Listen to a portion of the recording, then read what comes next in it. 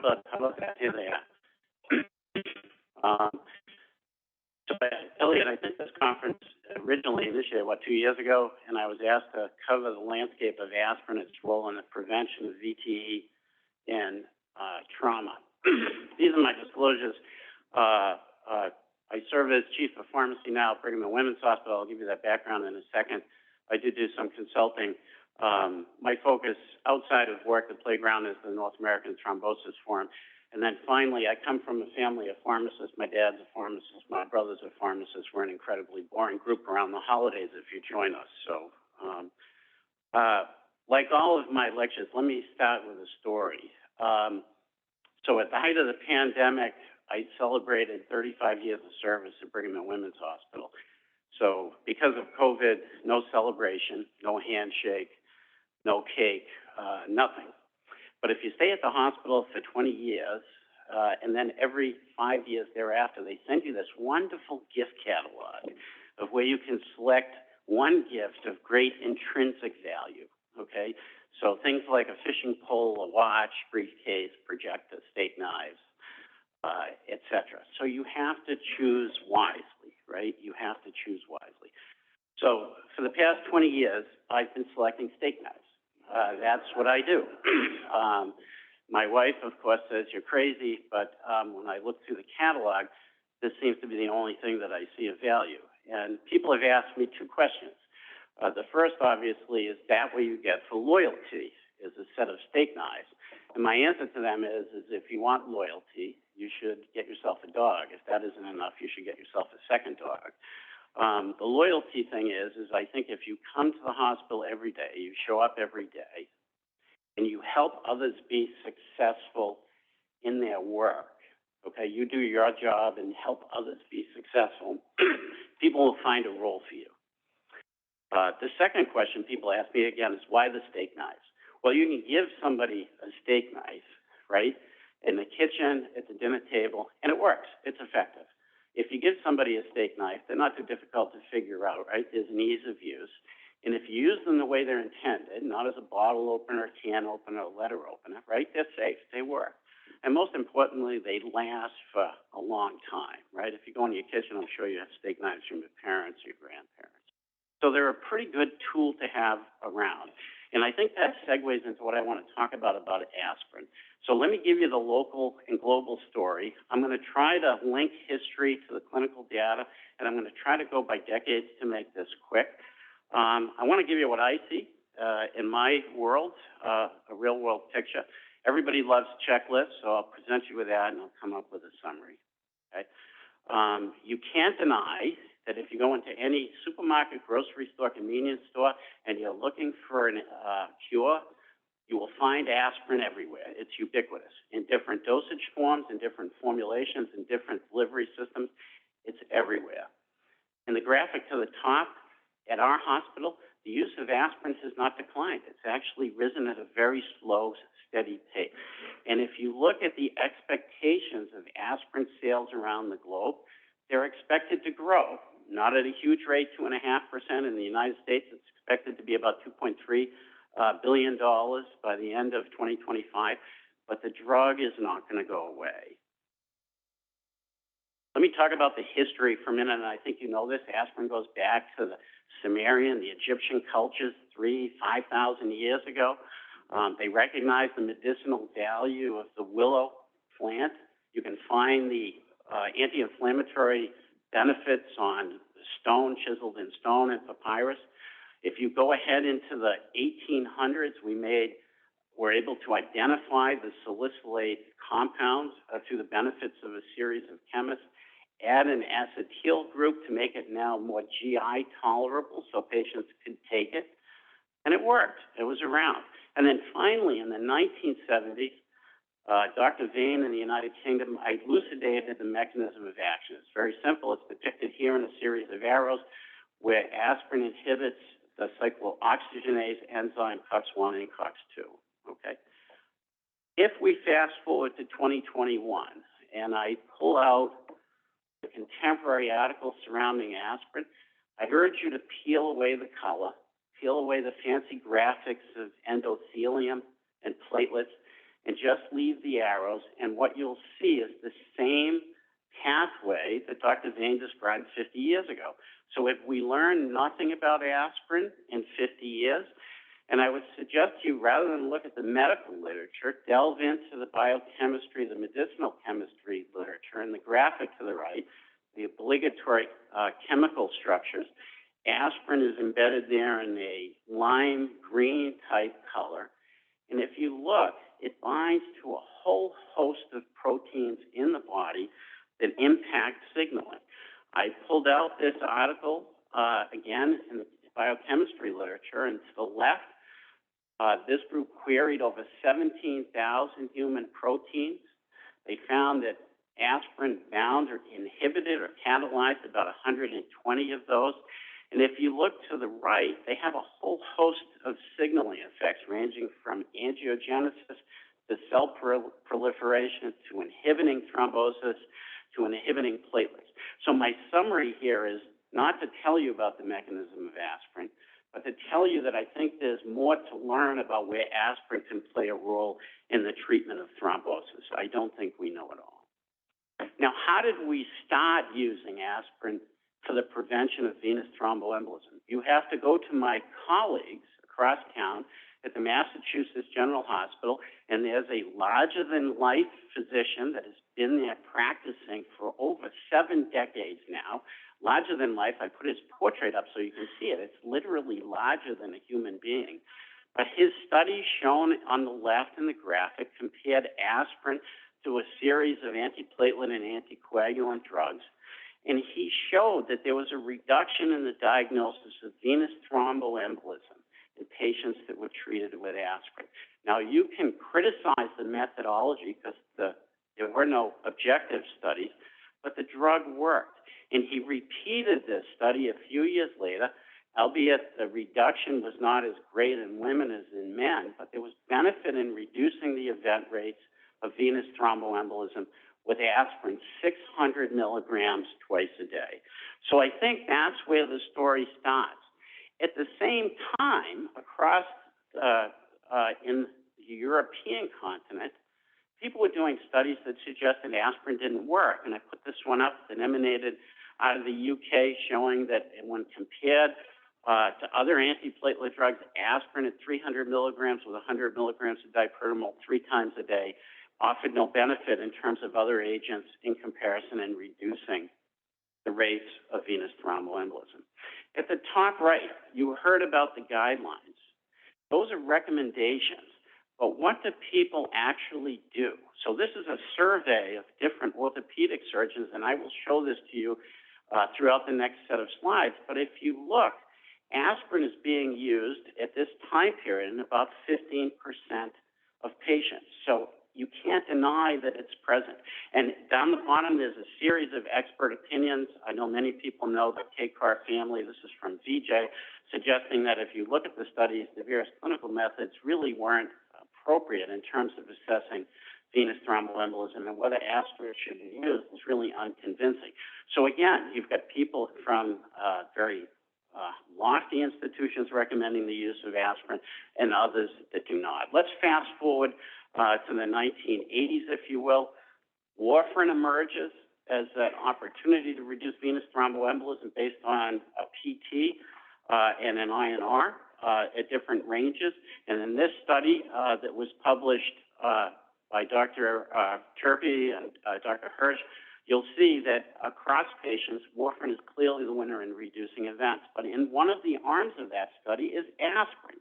And aspirin is still there. It's present and it's effective in terms of its efficacy. And you heard about the important endpoints that people have typically focused on: proximal deep vein thrombosis and pulmonary embolism. And aspirin was equally effective as warfarin in this setting for those endpoints. At the same time period in the 1980s, late 80s, we have the introduction of low molecular weight heparin. I'll talk a little bit about that. But if you survey physicians about what practices they're following, aspirin is still present as an option in terms of VTE prevention. Let me get into the 1990s, and again, an explosion with low molecular weight heparin products that become available. And again, I'm following the orthopedic literature. This is, again, work from the Canadian group that looked at a comparison of anaparoid versus aspirin in terms of the efficacy in reducing event rates. In this instance, the aspirin dose was greatly reduced now to 100 milligrams twice a day. But there's value in terms of a better agent or better agents now that are available than aspirin in terms of benefit. When I go to the trauma literature and the graphic to the top right, that is work that was done at Brigham and Women's Hospital by Bob Demling and his group. I worked with them for many years. And in their interpretation of looking at different agents, they didn't find anything that actually worked. And if you read their article, they were disappointed in saying we still haven't found the optimal anticoagulant to prevent venous thromboembolism in these patients with trauma. And then finally, down the bottom, while it's subsiding, so you got another lull period, aspirin is still present and prescribed by about 6% of clinicians. And so, again, you have not extinguished it as an agent. Let's move into the 2008, the mid-2000 period, 2000 to 2010, if you will. And we have incongruence between the guidelines in 2008 from CHEST and the American Academy of Orthopedic Surgeons. I put a series of review articles and the commentary that came out of those articles. And again, there's a disconnect. There are recommendations that suggest we shouldn't forget the merits of an old, cheap, versatile drug like aspirin. There are those that say it shouldn't be used at all in any choice in terms of patient groups. And then there's others that put, I think, the right spin, which says there are agents that are better than aspirin. Survey results are on the left in the graphics. So again, aspirin is still present and often prescribed. When I pulled out this survey, I thought it was interesting. When you start taking apart different characteristics, lo and behold, when you compare aspirin to other agents, aspirin rises to the top as an optimum choice when you take other things like ease of use, the steak knives, the efficacy, the bleeding, and drainage and infection into consideration. You can't dismiss that aspirin has some advantages. And then finally, the most recent studies, which I think are equally compelling, that have come out of different groups, a series of meta and systemic analysis on the left, a study that came out of Thomas Jefferson in the past year that takes a look at, again, the provision of anticoagulation, but then looks at just the endpoint of mortality. And lo and behold, when you look, aspirin comes out as the winner versus other anticoagulants. When you look at just venous thromboembolism as an endpoint and you focus on the meta-analysis in the middle, aspirin is equally effective. And then the final study on the right that emerged out of Jefferson as well is when you look at the incidence of venous thromboembolism, this study showed that aspirin performed the best out of all the anticoagulants that they compared, again, 60,000 patients. So I don't know how you can dismiss aspirin as an option when people keep coming out with data, whether it's good or bad, that suggests it should be used. And then I think that translates into what happens in the setting of the real world. This is the Michigan Arthroplasty Registry.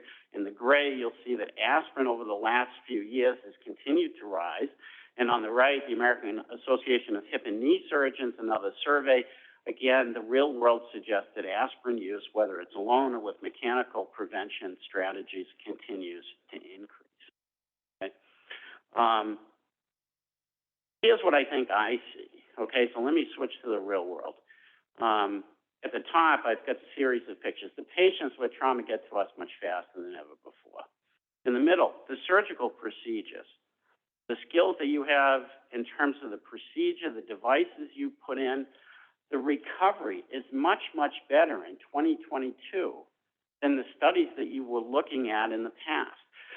The devices that we use in terms of compression, even compression stockings, have become better in what's available for patients. And then down the bottom, of course, we have a whole host of that Rachel talked about yesterday in terms of DOACs. You've heard tweaking of molecules like low molecular weight heparin based on organ dysfunction, body weight, frailty. And then down the bottom, let's make it more complicated. We look at patients in terms of the VTE risk and going from high during the initial period and then to their convalescence.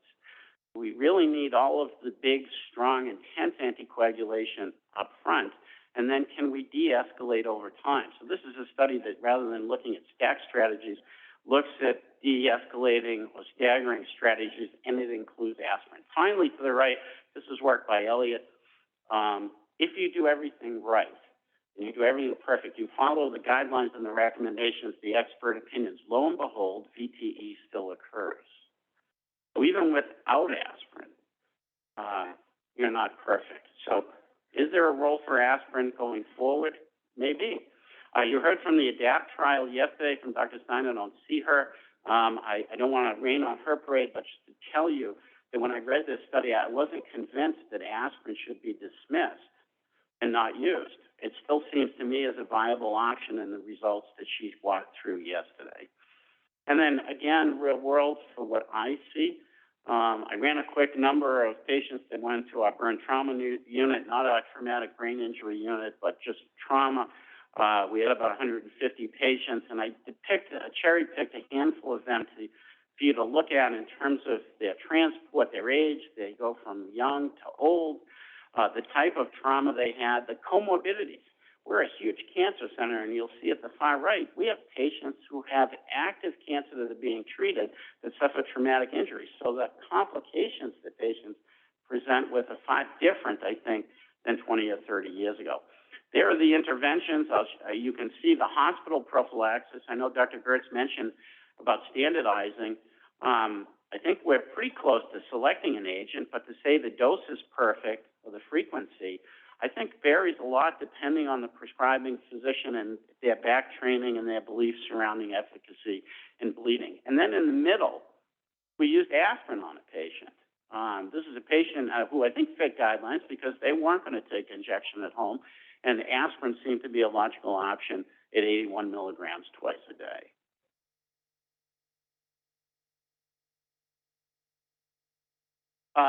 So my checklist, I got to go back. I knew I hit it too many times. Checklist. Here's my summary. Here's my checklist. If you look at different characteristics of anticoagulants available and you stack aspirin in there, all right, and you decide to check off either what you want or compare to others, I can tell you that aspirin will win in some of these categories, okay? If you do it in isolation and you do it in comparison, you'll see there's some advantages to having aspirin on board. Finally, if you look to the right, I put the cost in. I can spend more money in a CAR T-cell therapy than a year's worth of VTE prevention, and I really don't understand why sometimes the cost is an issue in the hospital. If anything, it really is, I think, what ends up facing patients. So let me finish here. Back to the steak knives. Choose wisely, okay? I think you have to recognize aspirin is ubiquitous. I don't think we know everything. I heard Dr. Knudsen say yesterday, maybe there's a role for antiplatelet therapy in the course of trauma, but we don't know everything about aspirin. It has a long history, and it's enjoyed in the most recent period of renaissance in people prescribing it. The data in trauma is extremely limited. Any studies that we do, I think, are helpful, but I think the comparisons now have to consider the other drugs, obviously other devices, and the various trauma settings that we're faced with. And so that tends to complicate things. There's many interested parties of clinicians that want an answer. I think the patients want an answer. And so my summary here is I think you can find a role for aspirin when you need it and where you need it. So thank you for your time.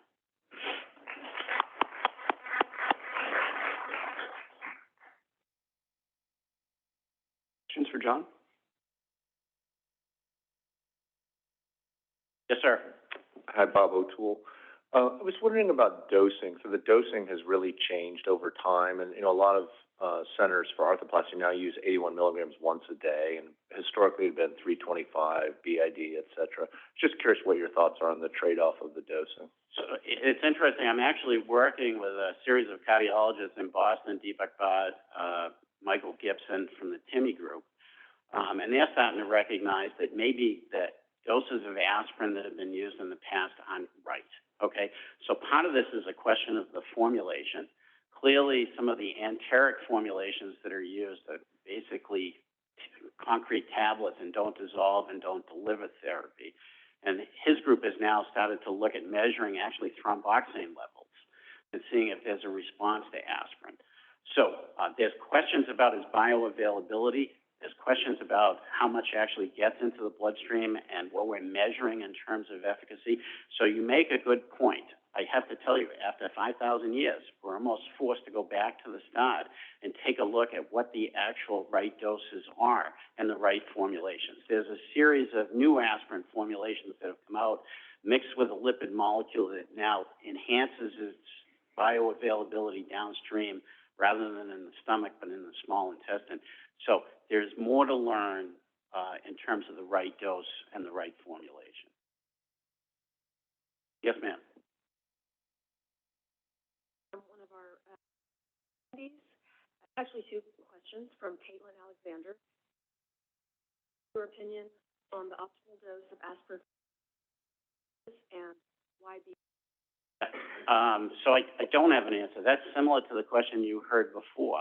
And we've typically used the BID dosing following what goes back to that archival New England Journal of Medicine article at Mass General. So we've frequently used 600 milligrams twice a day. We've now reduced, as you saw on that one patient, down to 81 milligrams twice a day. I'm not sure that's the right dose.